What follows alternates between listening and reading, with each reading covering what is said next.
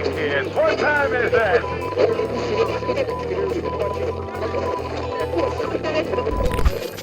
Hey everybody, Keith here from GeekTime TV, and I hope you are doing well out there.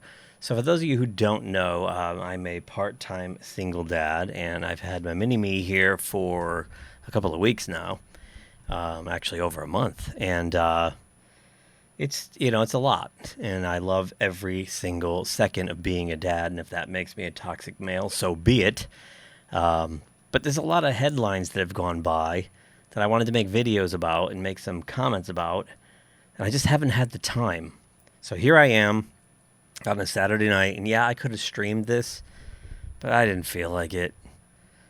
Sorry, gang. I just wanted to get my thoughts out and go to bed because I'm tired. The streams tend to go on and on and on depending on what's going on in the chat or if somebody pops in, and you know how it goes. And we haven't streamed in a long time on this channel, but we will. I promise we'll get back to that. But anyway, I just wanted to make a big, long video, maybe, and just kind of go through some of the things that I wanted to talk about and take a little more time with it, and we'll go from there. It's kind of an experiment. You let me know what you think of it. So let's start with some bummer news. This one is really a bummer. Manny Coto, who worked on 24, American Horror Story, and Star Trek Enterprise, Season 4, passed away at age 62. He had pancreatic cancer, which is just awful. That's it's got like a 1% survival rate, I believe, for all our medical people out there. You can probably verify that. But this happened, what was it? God, Tuesday? July 10th. When was that? That was, what's today? 16th. So that was Monday. So I was close. So Emmy Award-winning writer, producer, director Manny Coto, whose credits include 24 and its sequels 24 Live Another Day and 24 Legacy, as well as American Horror Story, Star Trek Enterprise, and Dexter, died Sunday in Pasadena. He was 62. So right there, full body of work, high-quality body of work. And I want to touch on Enterprise in a second, but let's just read a little further before we do. News of Koto's death was confirmed by a family representative. Koto died after a 13-month battle with pancreatic cancer and passed away at his home surrounded by family. Born in Havana, Cuba, Manuel Hector Koto was one of Primetime's most prominent Latino writers and showrunners. He shared the outstanding drama series Emmy in 2005 for Season 5 of 24, and co-created 24 Legacy. Koto also spent 4 seasons as executive producer of American Horror Story, and also executive produced 2 seasons of American Horror Stories, including the 2021 final Feral. Koto's credits also include creating Showtime series Odyssey 5, as well as the Fox series Next. He also worked on the final 3 seasons of Dexter and the final 2 seasons of Star Trek Enterprise, taking over Enterprise as showrunner in Season 4. That gig represented a full circle moment for Koto, who grew up watching the original Star Trek in reruns as a kid. And there's a great podcast out there, if you're not aware of it. I often bring it up. It's called Inglorious Treksperts. Mark A. Altman, Darren Doctorman, Ashley E. Miller, and on occasion, Robert Meyer Burnett are part of that hosting group or cast. And they just did, this week, they just did a special episode honoring Manny, and it's a great listen if you get a chance. They brought Brandon Braga on, and they brought in Mike Sussman, who also wrote for Enterprise, to talk about Manny, and then played some interviews with Manny himself. So if you are aware of Manny, if you are a fan of Star Trek Enterprise, most particularly Season 4, I really suggest giving that a listen to. It's well worth your time. For me, I didn't mind Enterprise. I thought, most like the other Rick Berman Star Trek shows, took a season or 2 to find its footing a little bit. So I was patient with it. Season 3 was not, that was the one season I really didn't like that much. And I know Manny wrote a lot of that stuff, but they decided to go with a season-long arc where a group of alien species that formed a kind of for lack of a better term, a dominion, as they did on Deep Space Nine, They launch like a 9/11 style attack on Earth, and Enterprise is sent out to find and destroy them. And it got a little long in the tooth pretty quick. It was interesting for, I mean, you're talking a 24, 26 episode season. It was interesting for maybe 12 of them, 10 to 12 or 13 of them. Then it got kind of tedious. And what I really didn't like about it was that Archer became Captain Ahab, and he was just obsessed with finding and killing these aliens. And, his character changed too much, and he was just mean-spirited and vengeful and all these kind of things that seemed a little out of character. And actually, some of that ended up carrying into season 4 as well. They kind of gave Archer a harder edge overall from the first 2 seasons, where he's very kind and compassionate. But season 4 was like some of the best Star Trek out there. So if you're a fan of classic Star Trek, I suggest, if you haven't watched Enterprise, start with season 4 and then go back and watch the whole series. Or watch the pilot so you get familiar with the characters and the situation, and then go to season 4, and then go back and start with episode 2 of season 1 and go through. That's kind of how I did it. But, yeah. The thing with Enterprise that I have learned in recent years is that it holds up better now than it did when it came out 20 years ago, because if you look at what they're doing now, like this, yeah, you can see my response to this. What in the actual F is this shite that I'm looking at? Let me just click on this, make it bigger. Who is this, and what have you done with Spock?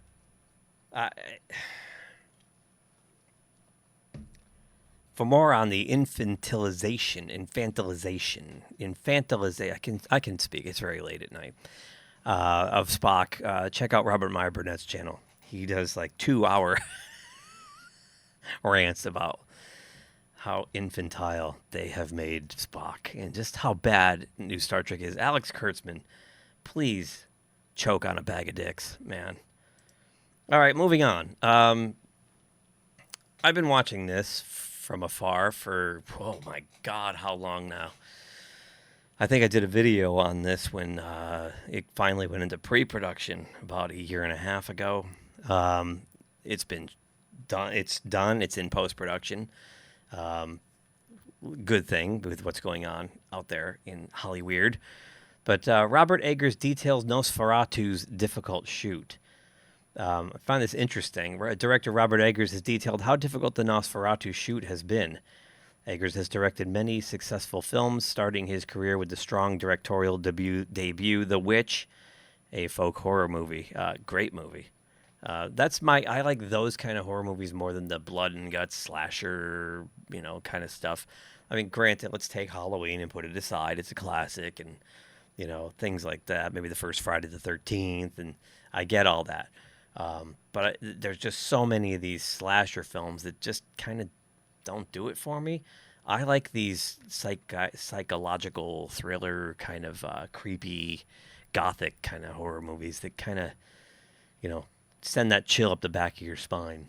So he would go on to direct films like the horror movie The Lighthouse and 2022's epic thriller The Northman. His next movie is a remake of the 1922 silent film Nosferatu. Nosferatu happens to be one of my favorite films of all time. I remember I was showed it for the first time in college, and it was outside of class. I took this great class called Media Aesthetics, and I remember the first day in the class, our professor, Ellen Richmond, she said, when you're done with this 15-week course, no one's going to want to watch a movie with you again. I think about that a lot, because you learn. It was a 101 class, but you learned, what to look for, how movies are constructed.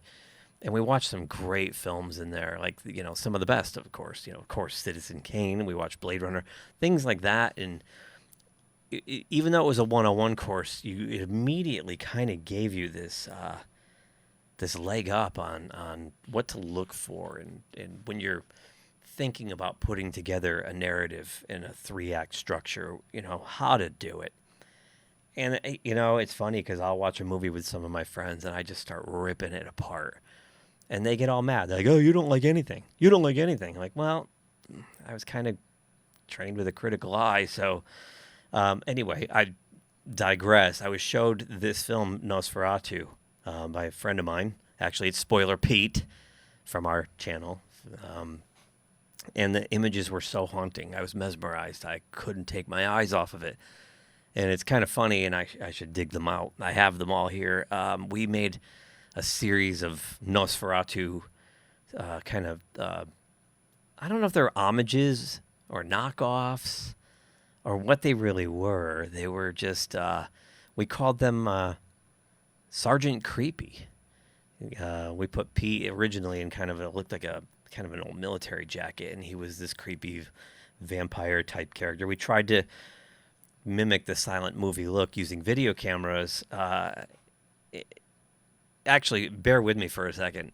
For those of you who are technically inclined, this is pretty interesting how we accomplished a pretty impressive feat. We fooled a few people into thinking some of our college projects shot on 3/4-inch U-matic videotape were actually shot on either 8 or 16 millimeter film. And I'm trying to recall, I mean, this has been like over 30 years now, but I'm trying to recall the exact process. It was basically we would change the shutter, so we'd have a high-speed shutter, and then we would we'd put, there was a time-based corrector in line with the tape decks. And the time-based corrector we set to a one-field strobe. And then we ran it through a switcher. And on the switcher, we had static. You know, like those of you who used to have an analog TV or have seen Poltergeist, that, right? And then we would do like 1/10 dissolve to the static going through the field strobe, and the static added grain. And it really looked good. It really looked good. And for doing the silent movie thing, we'd also, you know, do the iris. We'd you know, overexpose, blow out the exposure a little bit now and then. So you'd have that, you know, the pulsing of the, you know, you've seen a silent movie where it kind of goes, you know, dark light, you know, it looks like it's flashing, right? It worked brilliantly, so we made like 5 or 6 of these Sergeant Creepy things with Pete, and it was funny to get them to float. So low budget, we found a 5-gallon trash can with the wheels on the bottom, you know, those big janitor trash cans, and we took the wheels off the bottom and tied, we didn't even have rope, we used video cable, B&C cable, through the bottom of it, and just pulled Pete along, and he's just floating along. They're funny. I should find them. Anyway, back to Robert Eggers. He says of Nosferatu, I'm trying to go beyond what I'm capable of. This is from an interview he did with Empire. And as always, it was a difficult shoot. Last night, we were doing a scene on a ship with a lot of rain and waves, and the rain deflector, which tries to blow the rain out of the lens, was breaking down and fogging. Sounds like a lot what Spielberg went through on Jaws, and maybe Robert Eggers wanted to make a phone call before he did this to Mr. Spielberg and say, hey, man, is this a dumb idea? Because it probably was. But this is the kind of stuff I appreciate from directors, these auteur directors, which are so few and far between now. This studio system has gotten so bad with cookie cutter movies, safe movies, using branded IPs versus anything original. In fact, back to Mark Altman, host of Inglorious Trexperts, he recently released on the CW, Part 1 aired last week, Part 2 is airing tonight, 1982 Greatest Geek Year Ever documentary series. It was supposed to be a movie, ended up a series. And in the first episode, Dean Devlin is talking about how sanitized the corporate studio system has become. And he says something to the effect of, you know, I pitched a movie recently to, I forgot which studio. And the guy says to him, the executive says back, no, we don't want to take a chance on something like that. And he said, what are you talking about? You took a chance with me making Independence Day, 25 years ago. And the guy says back to him, yeah, we wouldn't make Independence Day today unless you called it War of the Worlds. So like that one statement it just jumped out at me, and I said that's the problem. That's the problem now. You go back to 1982 and you look at all those movies, and through the 80s in general, the studios were getting out of the way. The studios wanted to duplicate the success of Star Wars or Close Encounters, but they didn't know how, and they relied on the artists to do it for them. But now, in this day and age, the studios think that they can do it without the artist. They can put anybody in there. I mean, look at what they're doing with the MCU right now. I mean, they're taking documentary directors and people who've done a couple of cheap indies and handing them the keys to a $300 million project because they don't think that they don't need any type of skill because they've got a template. It's just a product. Just crank out more and more and more and more. And it's these directors have so much help because they don't have to worry about the big action set pieces or the CGI. It's all done for them. So when you get a guy like Robert Eggers, who could have probably done this in a tank, maybe he could have done it using the LED volume walls like they use for Mandalorian and whatnot.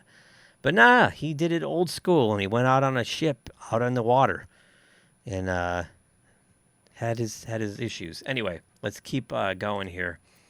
It was first announced that he would direct this film in July 2015, but ended up delaying this film to direct The Lighthouse and The Northman first.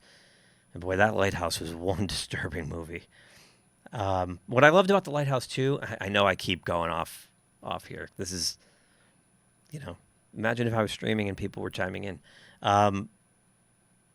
What I loved about The Lighthouse was that, it had that old 1940s aesthetic. It even had the 4x3. And before you at me, I know it's not exactly 4x3, but it's the 4x3 framing, the black and white.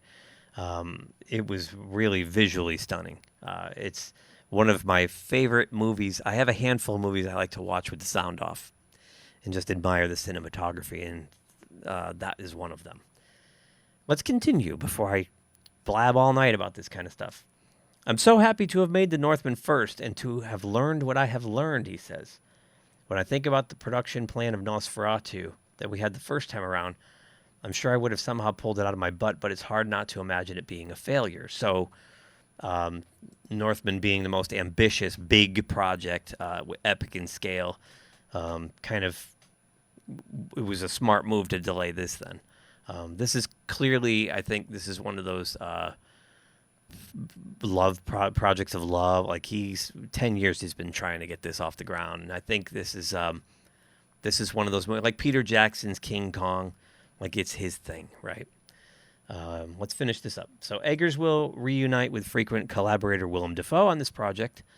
Willem's up for anything, and he'll cut his arm off for the scene. I would love to see that, Willem, before you retire from acting. If you decide on your way out the door you're going to do something like that.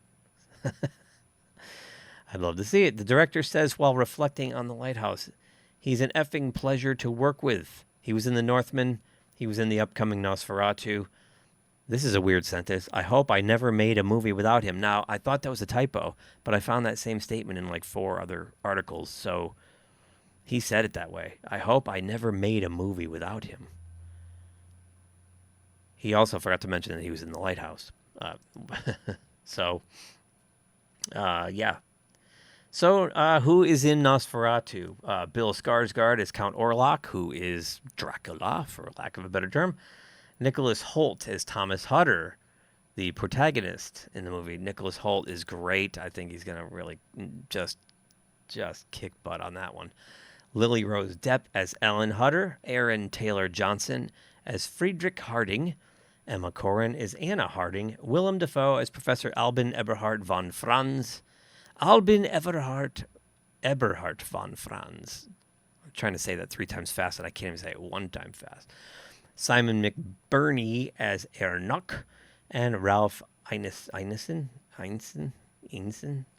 as Dr. Wilhelm Sivas. So, yeah, check that out. This was posted last week on Yahoo Entertainment by Jonathan Sims. So, I am looking forward to this film. I cannot wait to see it. I think he's going to do it justice. If you haven't seen the Werner Herzog or Werner Herzog version from the 70s with Klaus Kinski as Count Orlok. Check it out. Also very well done. So let's move into what's happening here. So we got a writer's strike, and now we have an actor's strike. So Disney's in free fall, if you hadn't already noticed. And Bob Iger says writers and actors are not being realistic with strikes. It's very disturbing to him. Well, we've known now for quite some time that these streaming numbers have been hidden, doctored, flat out lied about. And this is really, I don't even know how to even wrap my head around these strikes, because the Writers Guild has a point, the Actors Guild has a point. They have points. I understand where they're coming from. But what I think they fail to understand is that these streaming services are not working out. Let's see what Big Bob has to say. This came from Variety's Elise Schaefer. During an appearance on CNBC's Squawk Box on Thursday morning, Disney CEO Bob Iger said the writers and actors unions are going on strike and Hollywood are not being realistic with their expectations. Speaking to CNBC's David Faber from the Sun Valley Conference in Idaho, Iger commented on the ongoing Writers Guild of America strike and the imminent decision for the SAG-AFTRA to join them, which they have. Here's what he says. It's very disturbing to me. We've talked about disruptive forces on this business and all the challenges we're facing. The recovery from COVID, which is ongoing, it's not completely back. They're going to say this. They're going to say this forever, because they won't cop to the fact that they're making a lot of garbage. I mean, just a year ago, Tom Cruise put out Top Gun Maverick, and it made $1.5 billion. James Cameron put out Avatar 2. That made like $2 billion. There's the Spider-Man, No Way Home, well over $1 billion. Actually made more than Top Gun, I believe. I have to check, but I know it was up there. The point is, these are entertaining films that feel like throwback films, and people will go see them. The new Spider-Man, the animated, I didn't like it, but it's doing really well. So to say that the recovery from COVID is not complete, I'm sorry.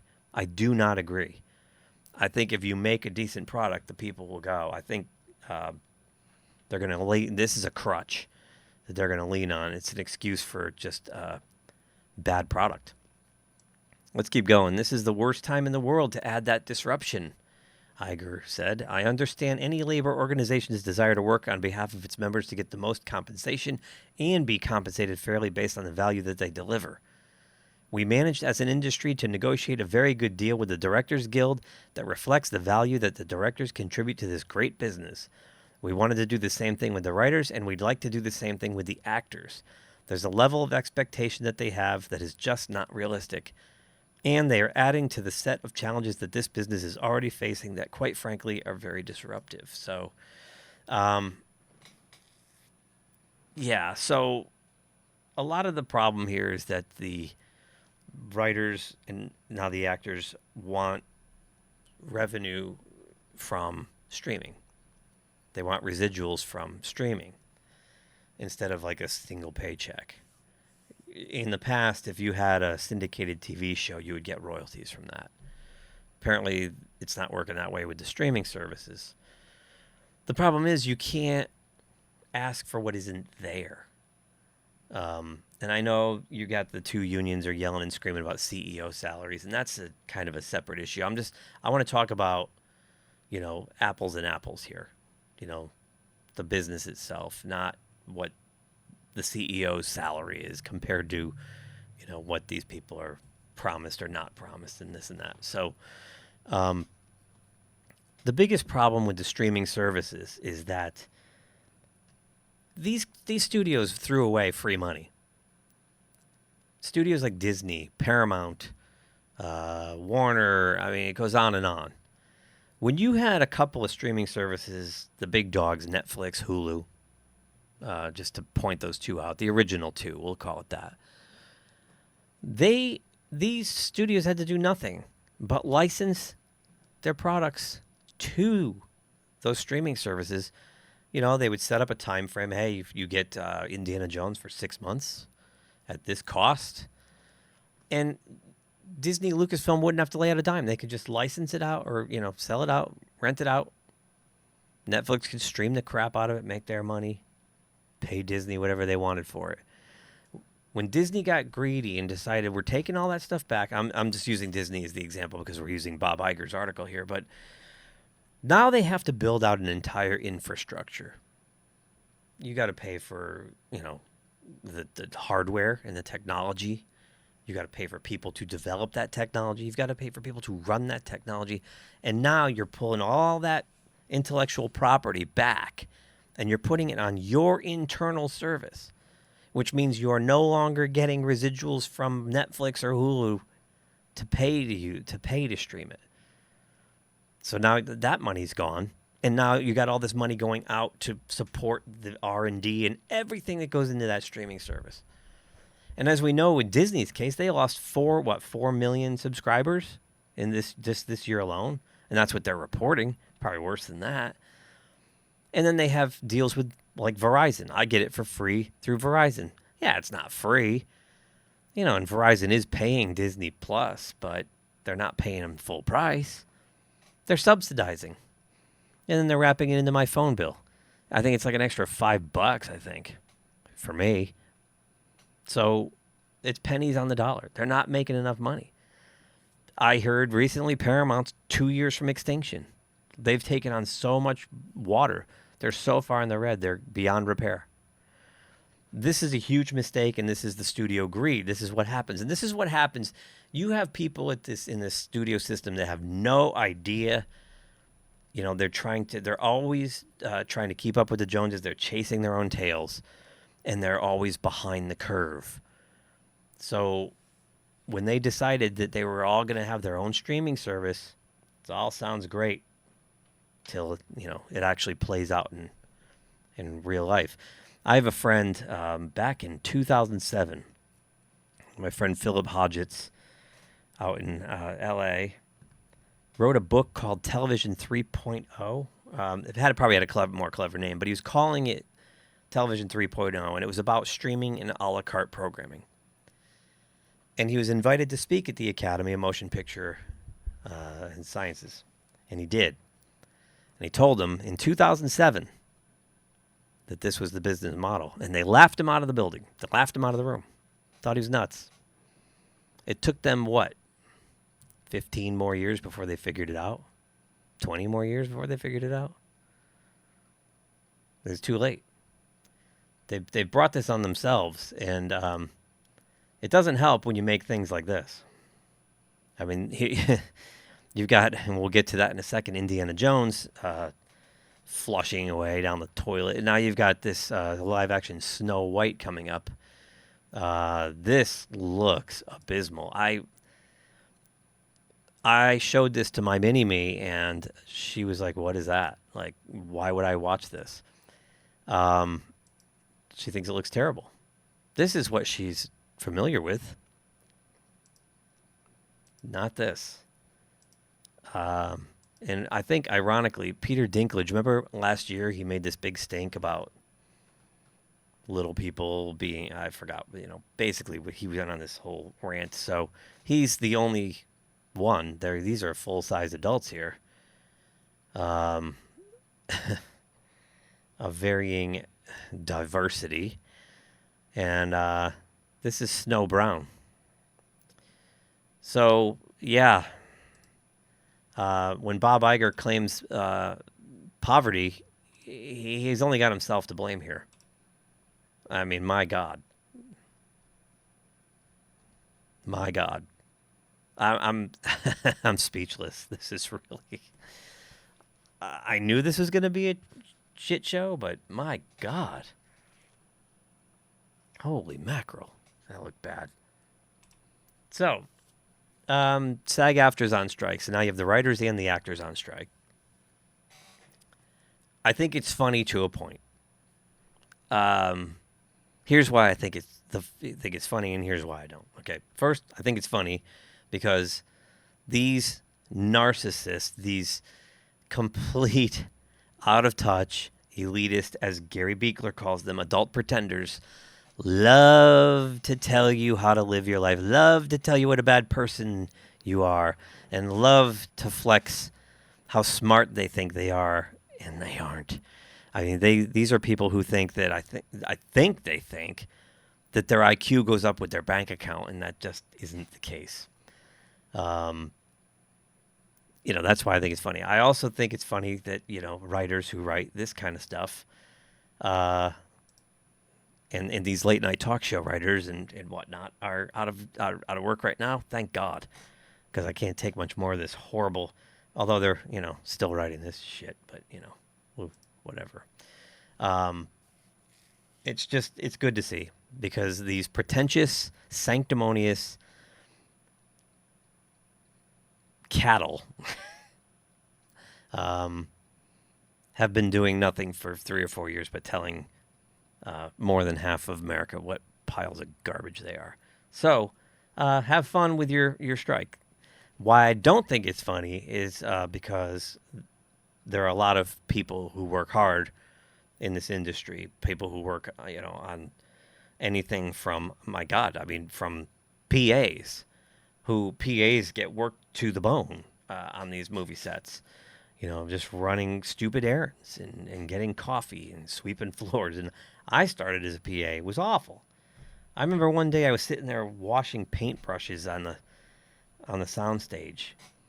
And I was like, what am I doing, man? I'm washing paintbrushes? Like, is this what I have to do? Man, this is bad. In the director I was working with treated me like crap, subhuman. So, funny story about that guy is, like, 5 years later, he was applying for a job where I was, and his resume hit the desk. And I told a colleague of mine, I said, hey, this guy here, and I told him some stories about how he treated me on set. And they said, would you like to make the phone call and tell him he's not qualified? That was like the greatest. Oh, it was so great. I made sure he remembered me, and then I told him, sorry, you're no good here. See, so always treat people equally, from the bottom rung to the top rung. Because as Ed Norton likes to say, as he works in the sewer, be nice to the people you meet on the way up, because you're going to meet the same people on the way down. Says that every day in the sewer, right? But there are a lot of hardworking people. Our good friend Jackie's a makeup and visual practical effects person. She told me she's got to go up Monday and pack up her stuff from the set she was on because of the strike. So there's a lot of really down the liners who are going to get hurt here, and that's the crappy part. So I mean, they're looking for streaming revenue sharing. They want pay increases, and here's the big one they're really worried about is the AI. And this is insane. I mean, I don't think they're going to be replaced by AI anytime soon. I mean, AI is still, it looks good, but it doesn't have nuance. I mean, an actor like Gary Oldman, let's take Gary Oldman, right? Phenomenal actor. The new Lon Chaney, Man of a Thousand Faces. Gary Oldman shows up in Harry Potter and The Dark Knight, and you can't tell it's the same guy, right? So, actors convey things with body language, with their eyes, maybe a little curl of the lip. Like, there are a really, really, really great actor, like Gary Oldman, can, without a spoken word, convey a range of emotion that AI is not going to do yet. Will it get there someday? Maybe. That's why I'm calling for a formal boycott. People, stop using it. You're you're aiding to, it's like, here's a loaded gun. Just give me like 10 feet before you start shooting it. Like, You know, it reminds me of the Star Trek episode where people were walking into the disintegration booths on purpose. What are you doing? Yeah, it's fun. It's great. Oh, look, I can deep fake Arnold Schwarzenegger. Whatever. Look, just stop with it. I won't touch it. Call me old, call me curmudgeon-y. I won't touch it because I'm not going to contribute to my obsolescence. I want to keep working. I want to keep creating. I don't want to be sitting on my ass. I don't want to be in Wall-E, right? With my little arms and my little legs, letting AI and robots and all this crap take care of things for me. No. Good manual labor. Come on, people. Let's get back to it. So anyway, the AI, so what a lot of these studios are trying to do now, I guess, is they want to bring these actors in, right? And like scan them, give them a day rate, scan them, and then be able to use them for a lifetime, for beyond a lifetime. And I can see that being a huge problem. If I was an actor, I would tell them exactly where they could find every orifice in the body and jam something in there for that. That's insane. They want to limit the use of self-taped auditions. Look, this pandemic stuff, this is insane because Hollywood is like one of the last people to let this nonsense go. And in fact, they just recently extended the safety protocols, right? I think they just finally expired recently on July 1st, maybe? I could be wrong, but I remember like they just extended it out again in 2023. Like, what effing planet do you live on? Like, come on, man. Come on. So, yeah, these actors shouldn't have to do their own self-taped auditions. I mean, it's even funny, like, during the pandemic, right? You'd see these actors and all these famous these producers and writers and directors, and they're always going on streaming. They're going on Zoom. And they have the worst video quality, the worst audio quality, and they all have the most Spartan homes. Like, they live in these homes with, like, they were just, like, white and stark. It was like, what are you kidding me? Like, I'm sure some of them are just, technically challenged and just couldn't, like, they're lucky to get a webcam to work or they open their laptop. What happened here? Oh, that was weird. Lost my camera for a second there. As I'm talking about not being able to use their camera. Maybe some just use their iPad or what have you. They shouldn't have to do that. And it's been 3+ years. Come on, man. Have your in-person auditions. Besides, at an in-person audition, I made a small film in the late 90s. Excuse me. And I had 2 days of auditions. And sometimes you want them to try something different. You have them, they read something and you're like, try it this way. Try it that way. You can't do that when they're like doing their own like pre-taped read. And in a couple of cases, I actually thought, you know what? You read that well, but I think you'd be better in this part. Read this one. So, this one, come on. Enough's enough. Pension and health contributions. I mean, they want more health, actors access. They want a lot of stuff. Option periods, blah, blah, blah. You can read this on Variety if you want. I've always been of this mindset with actors and actresses. They annoy the living piss out of me. And I take the Alfred Hitchcock attitude. The actors are cattle. Are they talented? Of course. Are they worth the money? Of course. But, they're without the lines fed to them. Yeah. So let's get into something else. This week, our friend Tom Connors over at Midnight's Edge took this picture at Target and wrote, Rut-row scoop. Let's blow it up. Oh my God, all the Indiana Jones figures are 50% off. Wow. And some of them, these are like the ones here at the bottom.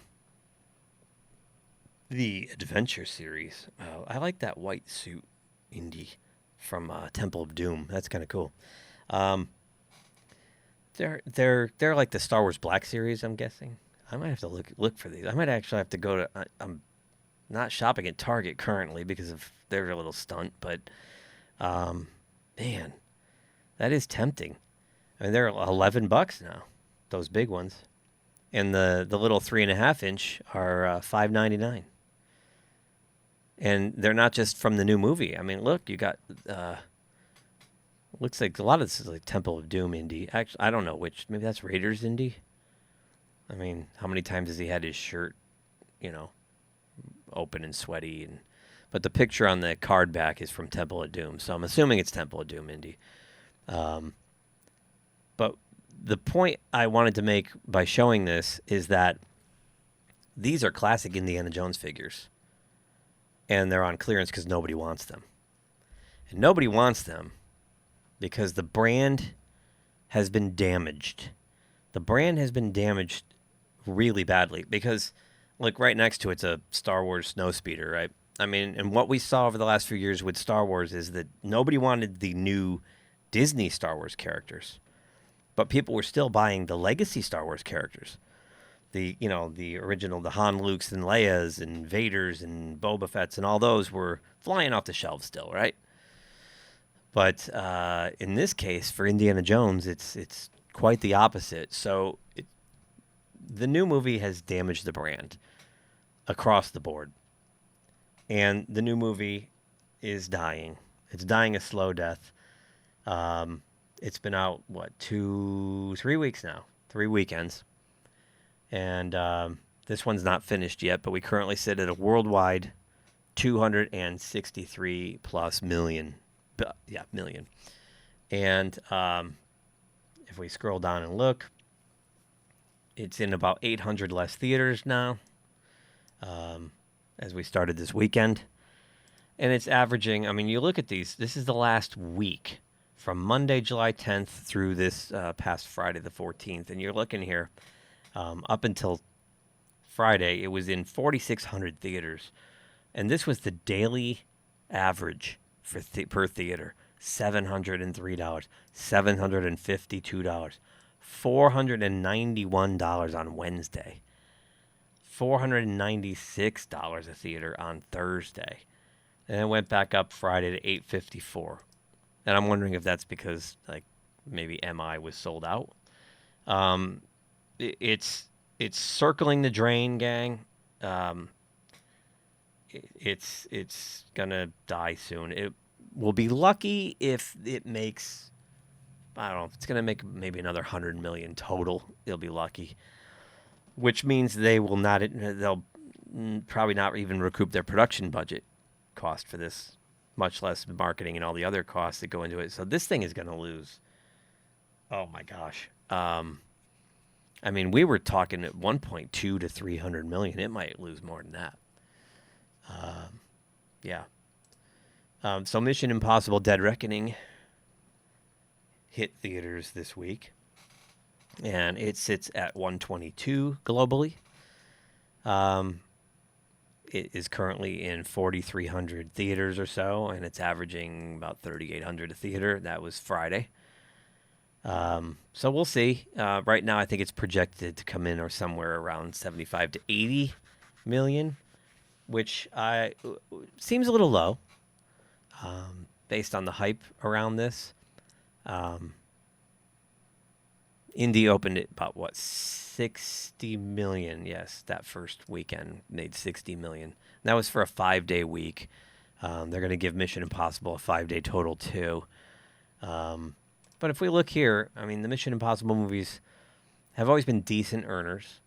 The first one, if you adjust for inflation, I'd say a $458 million take on that first one. Forget that was 1996. We're talking 27 years ago. MI2 did even better, and then MI3 dropped off a bit. And I think a lot of that is Mission Impossible 2 came with so much hype. The first one was really a big surprise. People loved it. I think the second one had John Woo's name attached to it. People got even more excited, and then they saw it and thud. I'll watch any of these over and over again. I can't watch the second one. It's so dated. John Woo's style is so 90s. It's come and gone. It's really, really hard to sit through. And number 3, J.J. Abrams. I didn't mind number 3 at all. It's still out of the first 3. The first one is still the best. And the first one is actually one of my favorites. And then, you kind of had the soft reboot. We get into the Chris McQuarrie years where Ghost Protocol made just under $700 million. That happens to be my favorite one. And then there's Rogue Nation made just under. They're very close, these two. And then Fallout made just under $800 million, and that was in 2018. So we'll see where this one goes. Right now, sitting at 122 after one day. This is one day, right? So, yeah, let's see. Yeah, it's one. No, I'm sorry. They've been tracking it from the 11th. Okay, so 3-4 days. So we'll see. I'm not going to be able to see this for another week or so, but I will check it out. I can't wait.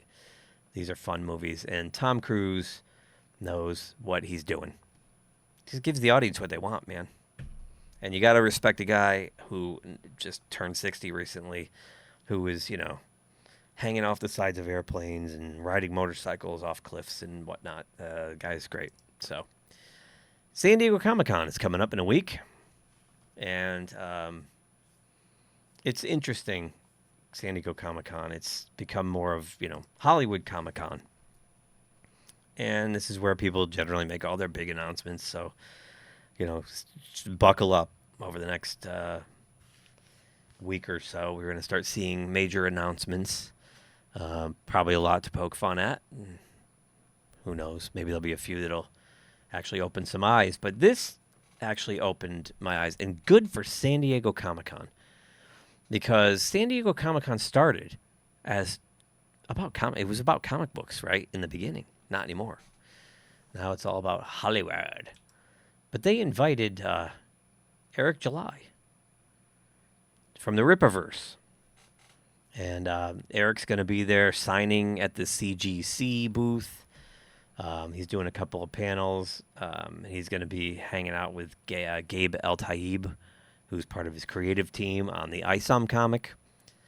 And what's really funny about this, it's great that San Diego Comic-Con actually acknowledged and said, hey, this is cool. The Rippaverse is legitimate. God made just under $4 million in the first campaign, and he's up to almost 2 or just crossed 2 tonight on the second one. But of course, you got these kind of people with all their cute little emojis up here. Let's see what Check the Circuit has to say. A disgrace from reputable CGC Comics. Unforgivable to use a prestigious industry event, San Diego Comic-Con, to host Eric, a comics baiter. What's a comics baiter? What does that mean? Does it mean he does naughty things to himself while he reads comics? Okay. It's a new one. Eric, a comics baiter who promotes and tells lies about the comic book industry. What lies? What lies? The major publishers and the hardworking creators. No positive reviews and no respect from industry peers. Okay, this is one of those guys, right? It's one of those guys who only sees legitimacy in the big 2.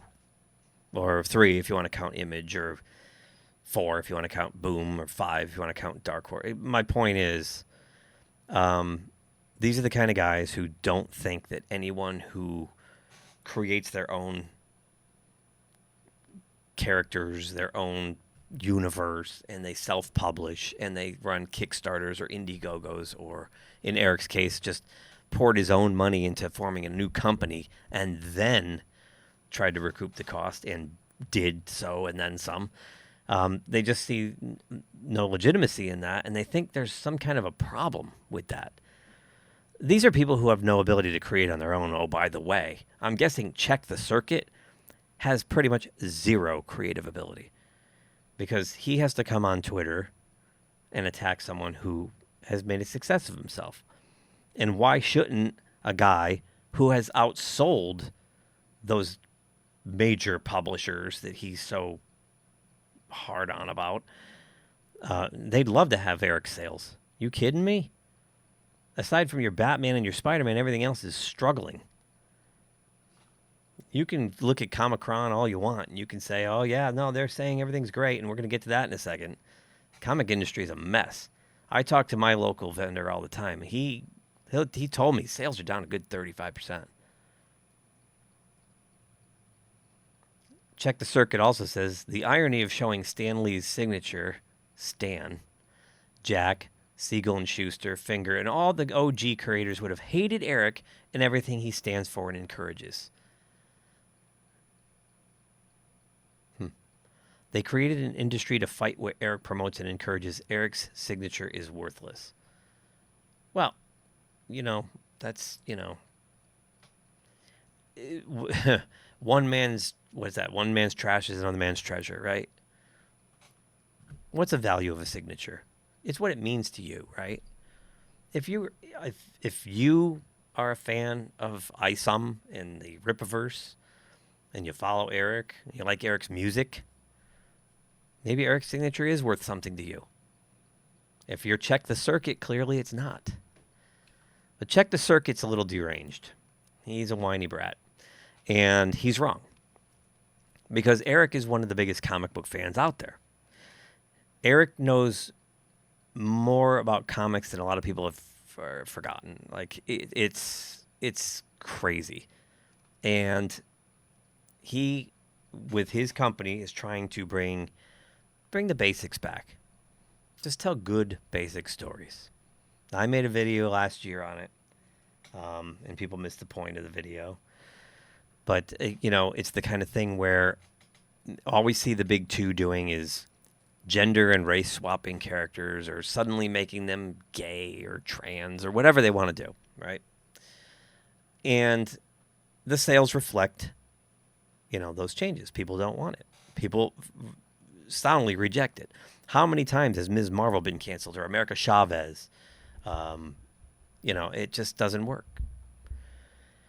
So Eric creates something, and his main character happens to be a black man. He has a woman in there, Yaira, who's going to have her own title.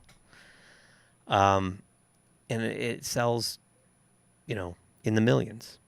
And it's not just the books. He's selling the shirts, and people are buying this stuff. The big two keep saying that, well, nobody, you're all ists and phobes, and this is why you don't want to buy these books. And, we say no. And then the counter argument's always, why don't you just create a new character instead of, deconstructing an old one? Oh, nobody would buy that. We have to make Sam Wilson Captain America. Nobody would buy a new character. No, that's not true. Eric proved it. But, it's about good storytelling, but you can't tell these kind of people that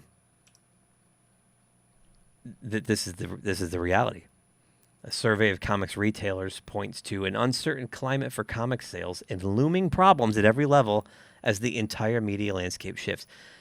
All we have heard from things like Comicron is that, look at this. This is such BS, man. There's no way comics hit their peak in 2021. There is no way. Manga might have hit its peak in 2021. Manga in America. But not Western comic books. They're foundering. So this whole thing here, they've been riding on the coattails of manga for years now. I'd say that the comic book industry started its downfall in the 2010 to 2012. There was some good stuff out right around then, and then all of a sudden, pivot, right? Pivot. And they've been abysmal. Abysmal. My God. I mean, just reading Batman last week, it's amazing to me because Chip Zdarsky has nailed Daredevil. I think Daredevil's been one of the better comic books out there. And yeah, I'm copping to admitting that I still have a pull list and I still am trying to gut it out here. With some of my, I've cut my titles down drastically, but I'm hanging on to some of my all-time classics. Chip Zdarsky nailed Daredevil. He goes over to Batman. My God, what are you doing, man? You know, Batman was one of the books, like, when I'd come home from the comic shop, I'd pull it out of the bag, and I couldn't wait to open and start reading it. This past month, it's toward the bottom of the pile. It's a drag, man. I will swing a chair for Ryan North in Fantastic Four. So far, so good. Fingers crossed through 8 issues that I've read. He's got the tone. He's got the characters right.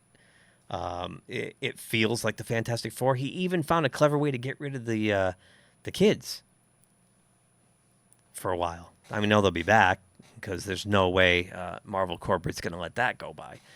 But right now, it's basic FF. Even Aunt Petunia's been in there. It's great. Ryan North, congrats. You got it right. Spider-Man, abysmal. Zeb Wells, please, just get out. Leave. Quit. You ruined it. Sucks. Spider-Man and Batman were my top 2. Now they're at the bottom of my pile, and I'm canceling Spider-Man. I'm done. I'm not buying that anymore. You put it out 2-3 times a month? It's crap. I'm done. So yeah, comics are in big trouble. Big, big trouble. And I think when you see guys like Check the Circuit, leads me to an article I saw here. Let me zoom this one in a little bit. Almost half of millennials think misgendering a transgender person should be a criminal offense.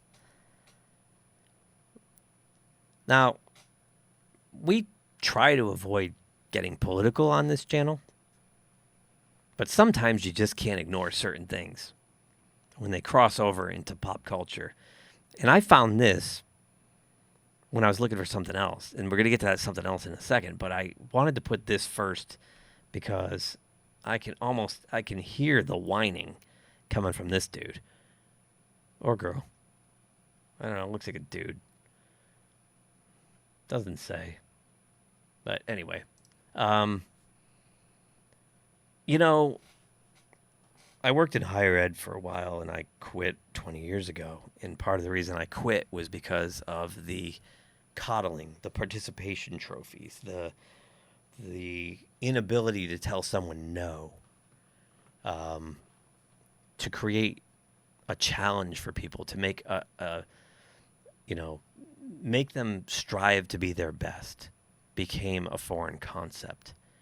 And it was all about being fair and being equal, and everybody deserved the same treatment. And every individual is an individual. And I couldn't abide that anymore. And I became the outcast for constantly saying, why? No, stop. Next stop is real world. And the real world doesn't give a crap. They will beat you senseless. And I was trying to prepare the kids for the real world, but that's the problem with, I was an adjunct and a staff person who was in the real world, and most of these academics don't live in the real world. They just think they know what the real world is supposed to be, but they have no damn clue. And it was just this constant loggerhead, so I had to get out. But anyway, that's neither here nor there. This is amazing. Almost half of millennials believe that the incorrect pronouns for a transgender person should be a criminal offense. Folks, if you think this, you really need to have some real problems cast upon you. This is not a real problem. This is not a real problem. I mean, this is like getting offended. Like, okay, my name's Keith. You know how many times people I say, hi, I'm Keith, and they call me Kevin 10 minutes later? Okay, whatever. It's a mistake. These are mistakes. Pencils have erasers. People make mistakes. You want to throw somebody in jail? And by the way, again, these economically challenged idiots don't understand what it costs to put someone in jail, right? Or to prosecute someone criminally. Just get a grip. Get a grip. You know, a friend of mine likes to say, he's a little older than me, a little more curmudgeon-y. I mean, I got a cop to it. The older I get, the more curmudgeon-y I get. But he likes to say these kids need, like, fear of a draft or a draft. They need to fear having to be shipped out somewhere, sent into battle. Defend something you believe in. This is nonsense. Nonsense. Grow up. Grow up. So I think I wanted to just talk about this. It's been around since April. We've ignored it on this channel because this is not what we do, right? But the Bud Light thing. The Bud Light thing's been amazing.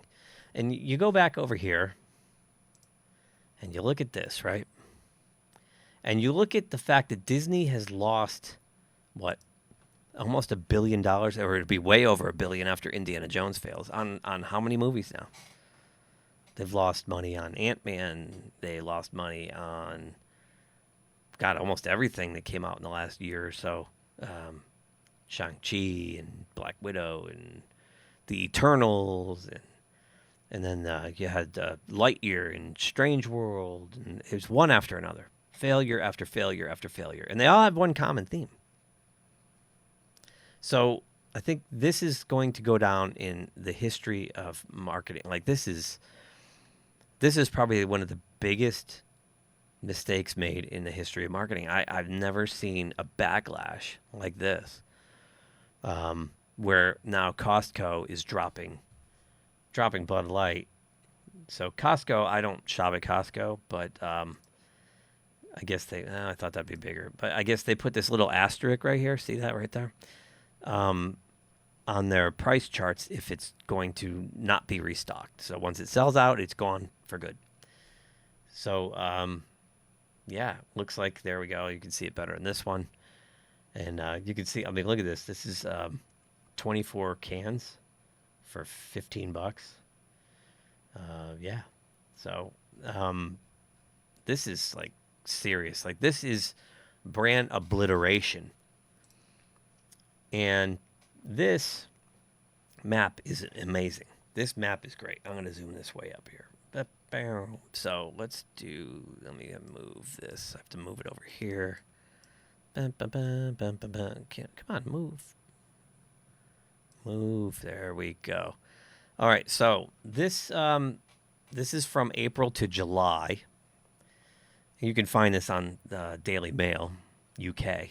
So Budweiser, Bud Light, and Busch Light have most of the U.S.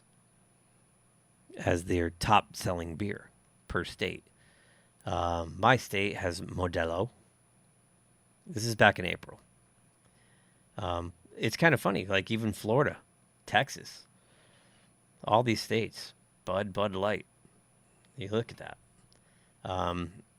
Coors has the Rocky Mountain region and whatnot. So then we swipe this slider here, and here we are as of July 4th, and every Anheuser-Busch product is wiped from the map.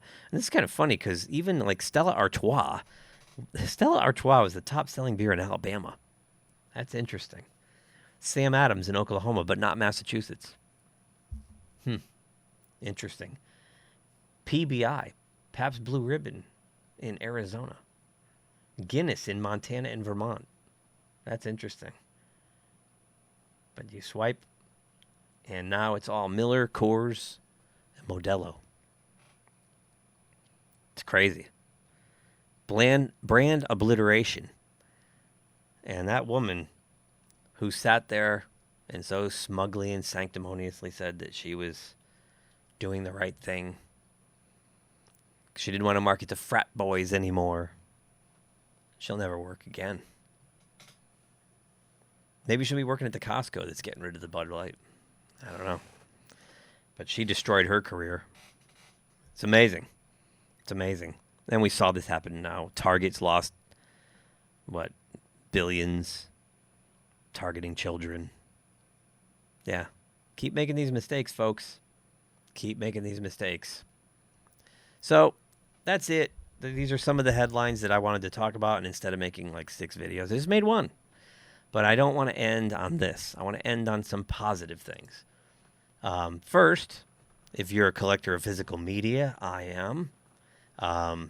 You can't beat every year, twice a year.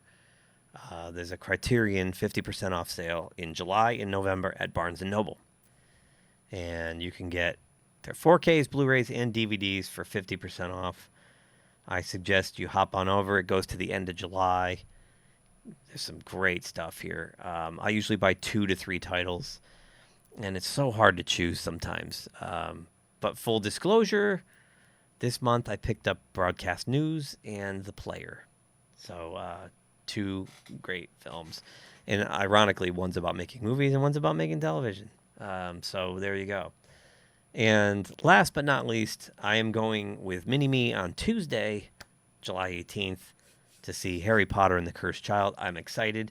I have not been to a Broadway show since I was in high school, which was just after the wheel was invented. So I'm looking forward to this.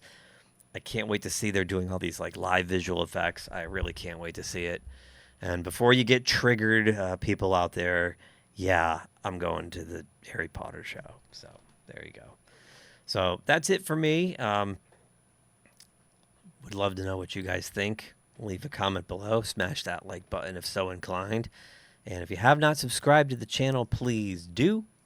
Each and every one of you help us grow from this little acorn into a little bit bigger acorn.